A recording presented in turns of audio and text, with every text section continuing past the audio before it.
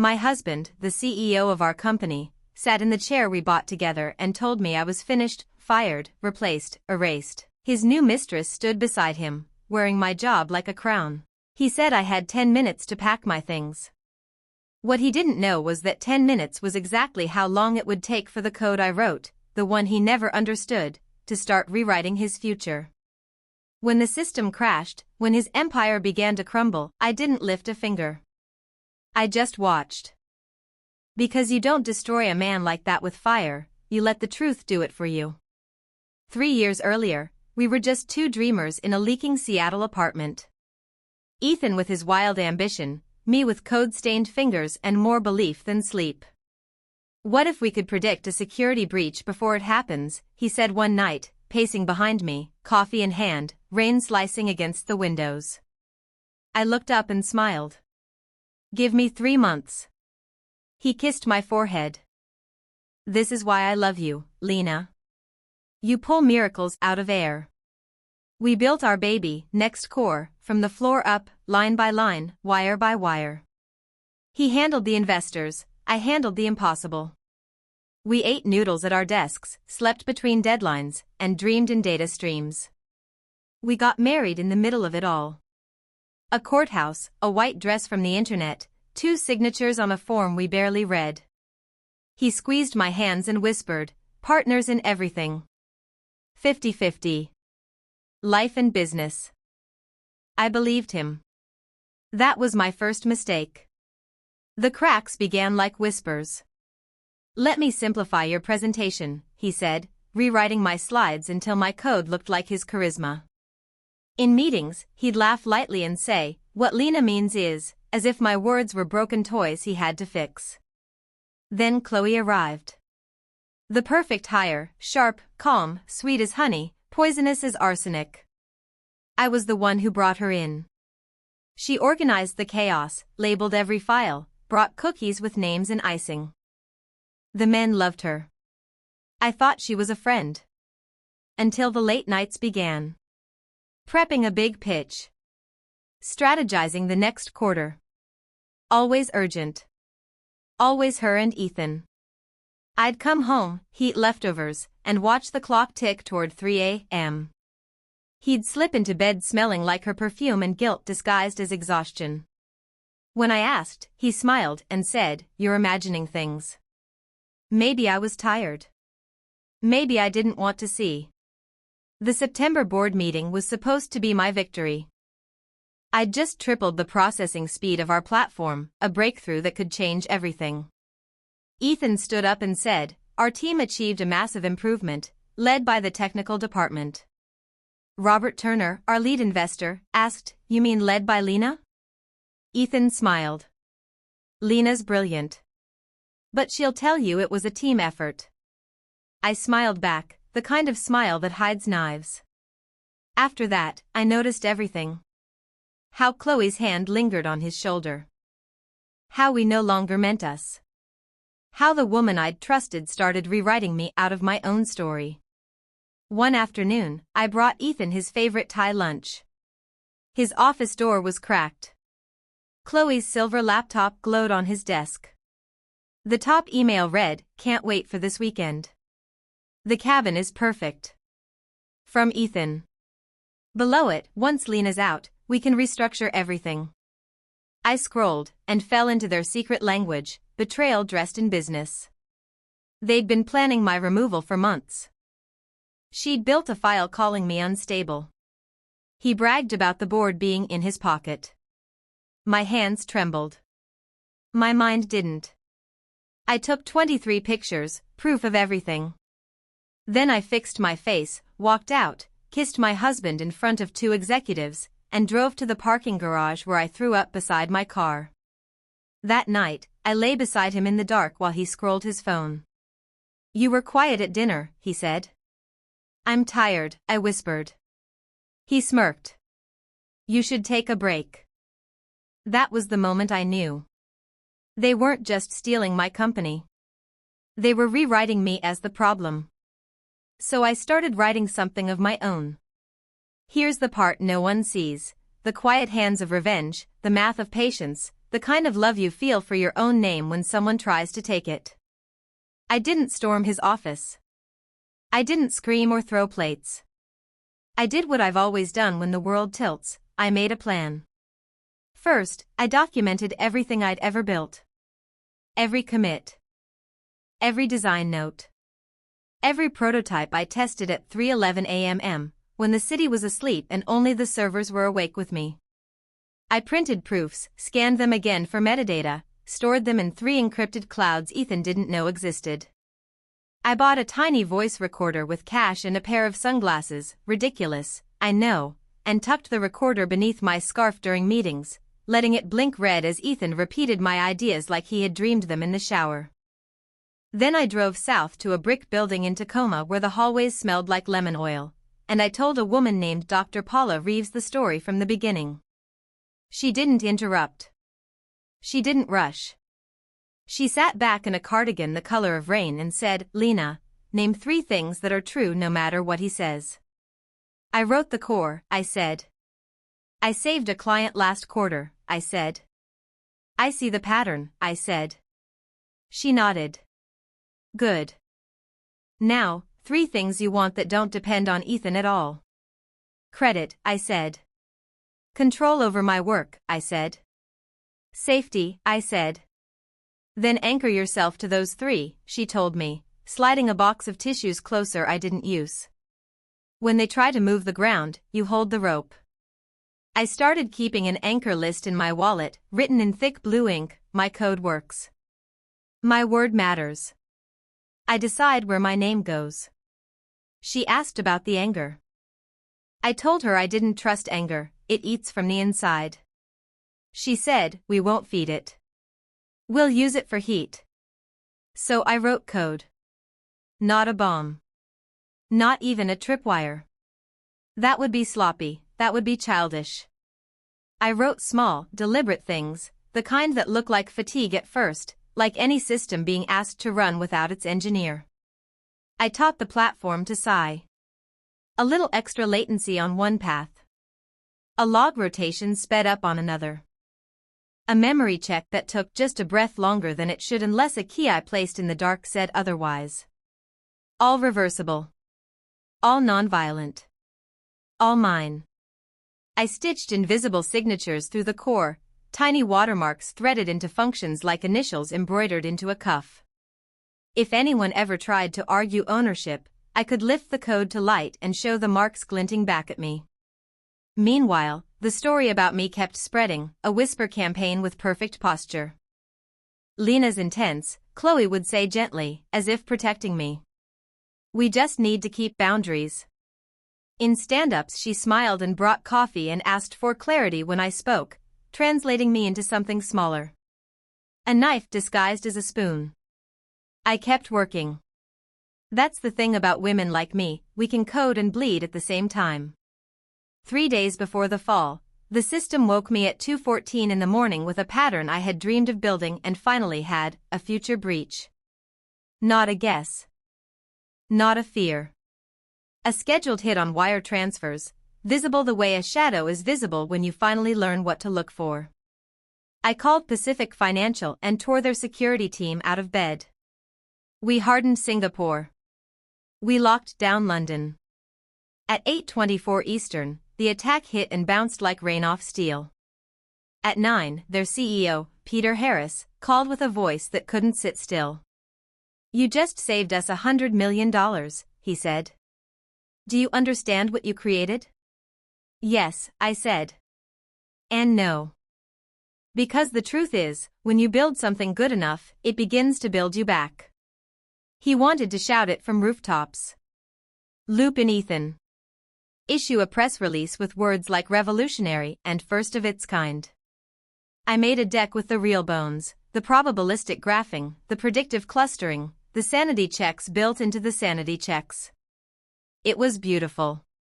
Elegant. Mine. An hour before the call, Ethan opened my slides and removed everything with a pulse. He replaced logic with fog.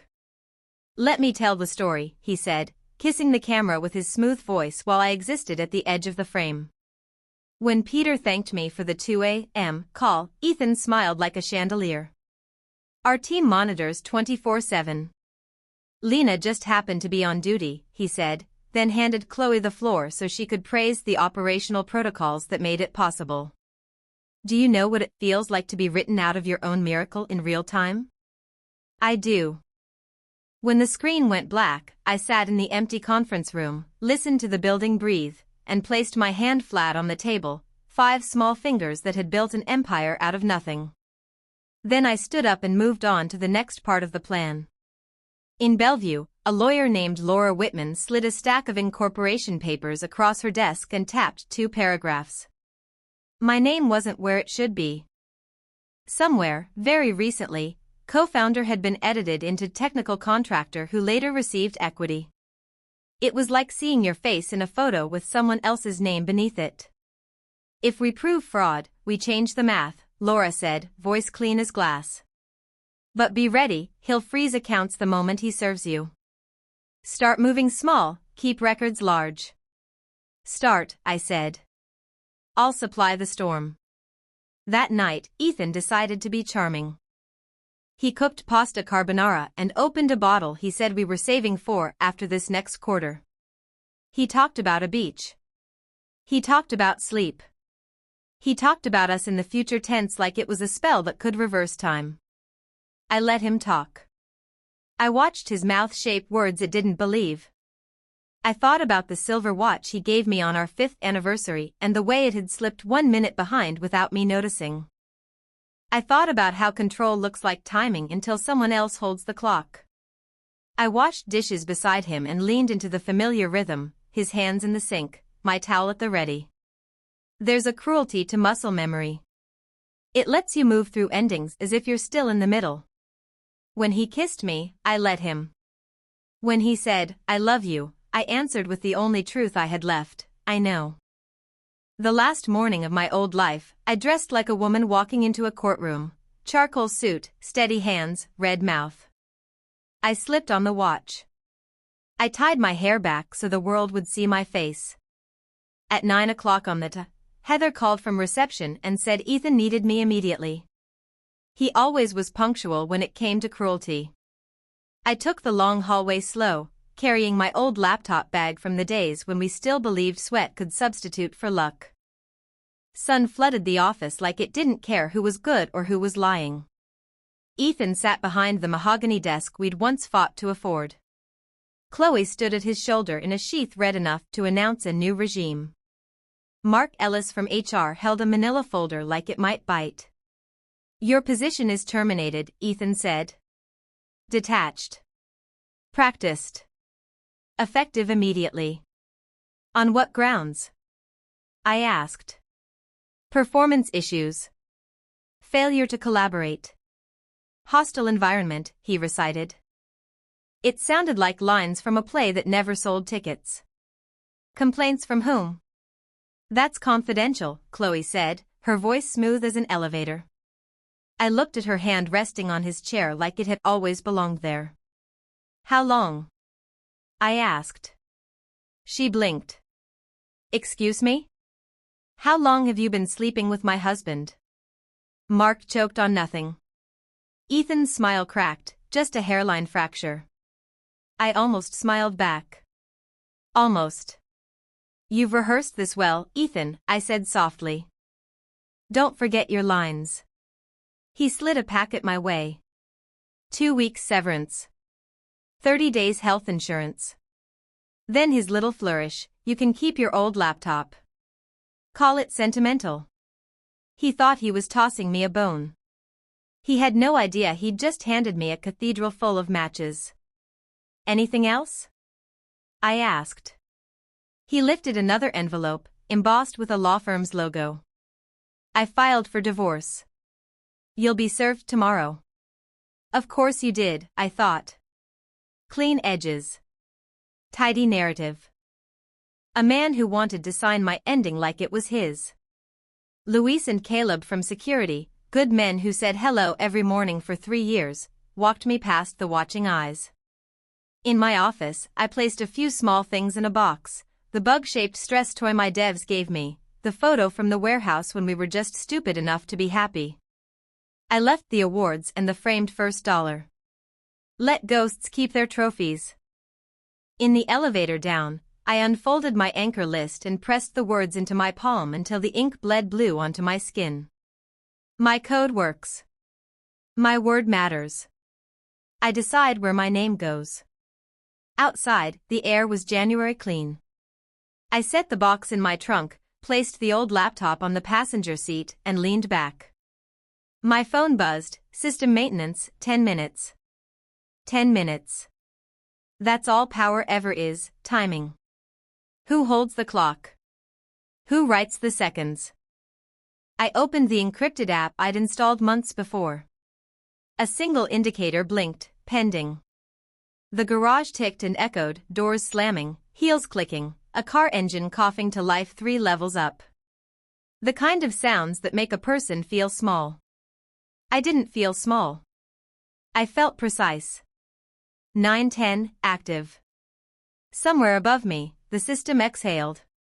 Not a crash. Not a bang. A shift. Minuscule adjustments rolling through a body that knew my touch better than it knew its own name. Timeouts shortened by a breath here. A checksum asked one extra question there.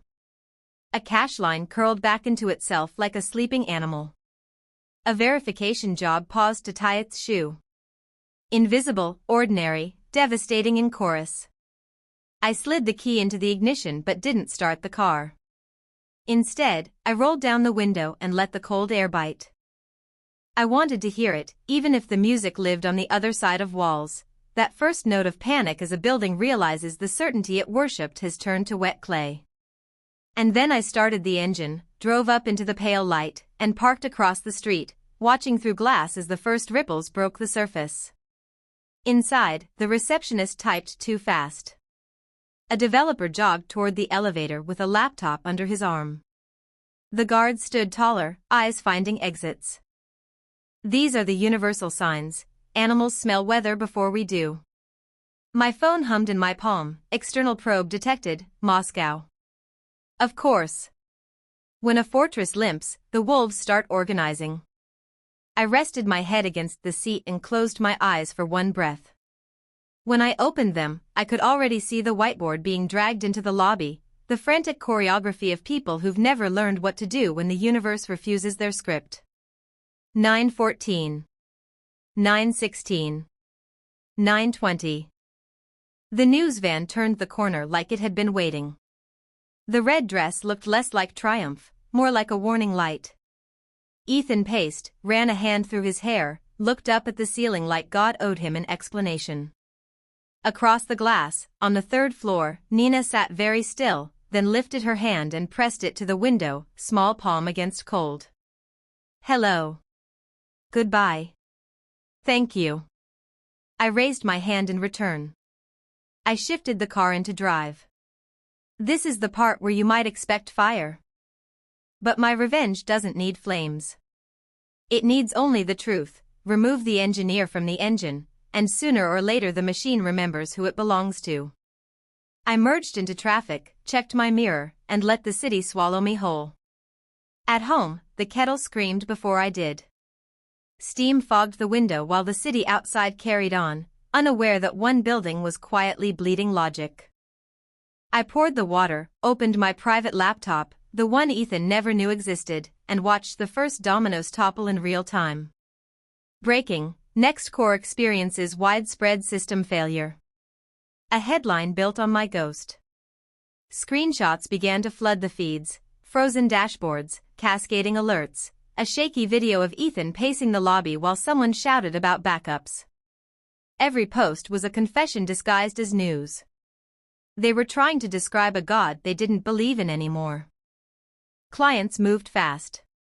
Contracts have escape hatches for days like this, and they used them without hesitation. Investors released statements full of phrases like reassessing exposure and unprecedented event. Translation, they were running. I wasn't destroying anything. I was just showing everyone how fragile everything really was. The phone buzzed again. Nina, he's crying in the server room. Chloe locked herself in her office. Half the devs are updating resumes. Then another, Ben, security if you ever start something new, I want in. I smiled, small and sharp. The system I built wasn't dying, it was remembering. When you erase the architect, the walls remember her hands. By noon, the market tickers looked like cliff faces. The stock fell so hard the numbers blurred. 6 months of public pride reduced to a red line with no bottom. A graph like a confession. Reporters camped outside the glass lobby, microphones catching sound bites of chaos. Someone said cyber attack. Someone else said inside job. I closed the tab and kept sipping tea. It wasn't revenge, it was physics. Take away the load-bearing beam, and gravity finishes the work. At 6 p.m., the sky went copper. The city shimmered like nothing had changed. Then my phone rang. Ethan. I let it ring once. Twice. Then I answered. His voice was sandpaper. Lena, please. You have to come back. The system's collapsing. I'll restore your access. Full admin. Just fix it. I watched the light bend across my kitchen table, the same table where we used to eat takeout over spreadsheets. I was escorted out today, I said softly. By your order. This is bigger than us, he pleaded. It always was. Then why are you doing this? I let silence breathe. Because you built a kingdom on my bones and forgot I was still alive. He whispered, I'm begging you. I closed my eyes. You made sure I couldn't help you, Ethan. That's the only promise you ever kept. Click. No rage. No triumph. Just stillness, the sound of power returning to its rightful owner. The feed slowed. Clients rolled to backups. Headlines began rewriting themselves. Experts suspect internal configuration error. Federal investigation pending. CEO declines to comment. I rinsed my cup, wiped the counter, and opened the back door. Rain had stopped, leaving the air cold and metallic, like the moment before applause. A bus hissed at the corner. Somewhere, a dog barked at nothing. The world kept moving. It always does. I walked down to the end of the street and back. The quiet felt earned. Inside, my phone vibrated one last time, an unknown number. Probably a journalist hungry for the inside story of the most brilliant revenge in tech. Delete. They'd never understand that this wasn't revenge. This was restoration. For 2 days, I didn't leave the house. I watched the headlines multiply like mold. Analysts called it a perfect storm. Neighbors left casseroles at my doorstep, sympathy wrapped in foil. In a way, something had died, the woman who kept trusting that fairness was real. Laura Whitman, my lawyer, called the second night. He's finished. The board suspended him. They're filing bankruptcy by Monday. Stay silent and let gravity do the rest. Will I be called in? Eventually. Tell the truth. No more. Got it. When we hung up, I didn't feel victory. I felt release, like unclenching a fist you forgot was tight. Dr. Reeves called next. How are you sleeping? Better, I said. The noise is outside now. That's progress. But peace takes longer. I have time. And I did. Friday came. The federal statement landed, a sophisticated internal configuration failure. Tech blogs translated that into the only truth they could handle. Someone inside knew exactly what she was doing. They were right. They just didn't know her name. My inbox filled with emails, some angry, some apologetic, some hopeful. I answered a few. To the young dev who once brought me coffee, you learned fast. You'll land on your feet. To Ben, maybe someday. Then I shut the laptop and went for a walk. The park was slick with rain.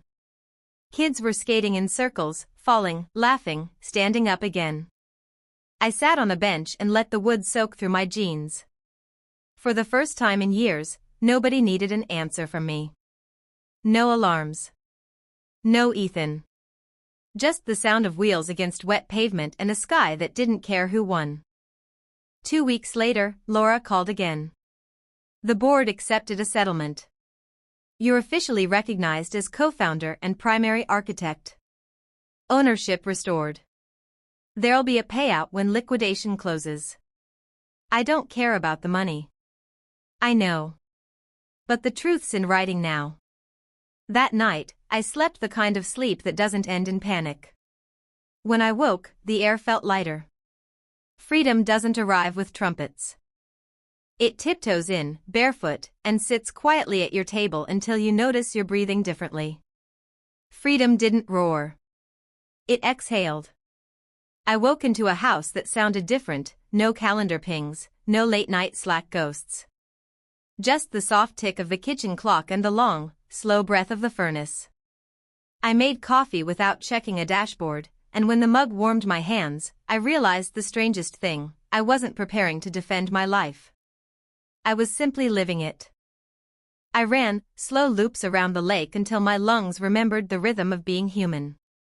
On the second lap, a woman walking her dog nodded like we belonged to the same secret. We did. It's the club of people who've walked out of a burning room carrying only their name. News about NextCore burned bright for a week and then dulled, the way all fires do when they run out of oxygen. Commentators argued cause, effect, blame, fate. A podcast called me the invisible genius behind the fall. I didn't listen. If you feed a story like that, it starts eating you. Nina stopped by on a Saturday with a cardboard box of pastries and an apology she didn't owe me. They asked if I could rebuild what you made, she said, settling onto my couch like a person who'd finally sat down after a long, ugly flight. I told them no one could. We split a chocolate croissant like a treaty. She asked, "Do you regret it?" I thought about the long nights, the anchor list, the 10 quiet minutes that changed everything. Not the code, I said. Regret belongs to the years I believed people who were allergic to my truth. But even that bought me something. I learned where my backbone ends and where the door begins. She raised her coffee. To doors. I raised mine. To naming what's ours. After she left, the apartment felt large in a way that didn't scare me. I opened a blank document and typed 2 lines at the top like vows. Trust is the real architecture. Build with people who see you. Then I bought a domain, Aurora Systems. No founder's agreement to weaponize later. No investors rehearsing forgiveness while sharpening knives. Just a clean name and a woman with a steady hand. I sketched a product for small businesses, the ones too often priced out of safety. Simple, transparent tools that tell the truth and keep their promises. No mystique, no fog. Security without theater. When I needed proof I could still build, I opened the old laptop, the one Ethan thought was sentimental. My fingerprints were everywhere. My initials glinted in the code like stars only I could see. I didn't feel haunted. I felt blessed by the proof of my own hands. Dr. Reeves called on a Wednesday. How's the silence treating you? It's not empty, I said. It's full of things I didn't hear before. Good, she said. Now fill it on purpose. So I did. I fixed the wobbly kitchen chair. Replaced the filter above the stove. Mailed a beginner's coding book to Nina's little sister with a sticky note on the inside cover: do not let anyone rename your work. On a rainy evening, a clip of Ethan surfaced on the local news: former CEO faces civil suits for financial misconduct. He looked smaller, like a man who had set down a crown he never earned. I muted the television and let the image fade. The past was a museum I didn't plan to visit. Spring came early. The cherry trees outside threw confetti like the city was celebrating something only I could hear. I stood under them and let the petals stick to my hair. In that soft pink storm, a weight I had carried for years slid off my shoulders, quiet as a coat. That night, I opened the silver watch he had given me and nudged the time 1 minute forward. Just enough to reclaim what drift had taken. Time, it turns out, is a system too. You can resync it if you know where to press. I slept without an alarm and woke anyway, ready. Here's what freedom sounds like when you tune in. The soft thud of running shoes at dawn, a kettle beginning to sing, your own voice saying no without a tremor and yes without permission. Aurora Systems didn't launch with fireworks. I wrote until the code held, then I called 2 clients who still had my cell number saved under the woman who answers at 2 a.m. I told them what I was building and why. They didn't ask for buzzwords. They asked, when can we start? Ben from Next Core's security team sent a text at 6:07 a.m. If you're hiring, I'm ready. I replied, 1 contract. 90 days. Clean slate. Then we talk. He answered with a thumbs up and a line that made me grin into my coffee. I like doors that lock in both directions. I rented a tiny office above a bakery that smelled like sugar and cinnamon at 5:30 in the morning and like warm hope by 7. The landlord handed me 2 keys and said, the last tenant forgot to pay for plants and sunlight. Don't be like that. I promised I wouldn't. I set up 3 monitors, a whiteboard, and a rule, no fog. If a sentence couldn't stand without marketing perfume, it didn't belong. I wrote the first module in 2 days and the second in 5. When a function didn't sing, I rewrote it until it did. That's the thing my old life made me forget, excellence is quiet. It doesn't need applause to be true. Emails found me. Not the froth, not the gossip, real companies with real problems and someone on the other end who had read every headline and still wanted me. I didn't rush. Scar tissue is a terrible project manager, it thinks speed is safety. I moved like a person who trusts her feet. One afternoon, the doorbell rang. Laura stepped in, rain on her coat and completion in her eyes. The liquidation finalized, she said, setting a thin folder on my desk. You're on record as co-founder and primary architect. The payout hit this morning. I don't care about the money, I said, and it was true. She smiled. I know. That's what makes you dangerous. We split a cinnamon roll like co-conspirators. Before she left, she tapped the whiteboard where I'd written 3 words in ink that refused to fade, make it honest. Laura said, frame that. The next day, Nina sent a photo from her new job, a desk plant, a clean keyboard, a sticky note above the monitor, ask better questions. I wrote back, I'm proud of you. She replied with a selfie, dimples out, peace sign up, I'm proud of me. Progress isn't a drumline. It's a metronome. Steady, stubborn, true. On a Sunday, I ran past the old office building. The glass still gleamed.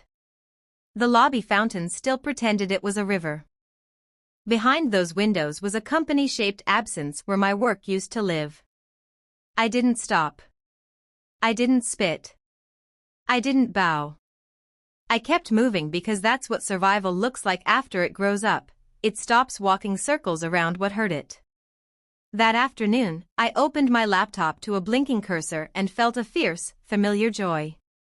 I typed the first line of a new feature and said it out loud to the empty room like a spell. The city hummed. Somewhere, a child learned to ride a bike. Somewhere, a woman left a door she'd been told was locked and discovered the handle had always turned from the inside. You want a moral? Here it is, clean and sharp enough to hang a life on. Don't threaten the woman who built your walls. She knows where every brick goes. She knows which ones can be pulled without the whole house falling, and she knows how to build a better house from the rubble. I closed the laptop, stepped onto the balcony, and watched the light fold itself over the water. The wind lifted my hair, the world kept humming. For once, I didn't narrate the moment for anyone else. I simply lived inside it. Then I went back in, locked my door, and got back to work. What was your favorite moment? Drop it in the comments below. Don't miss more thrilling stories like this. Subscribe and hit that notification bell so you never miss an upload.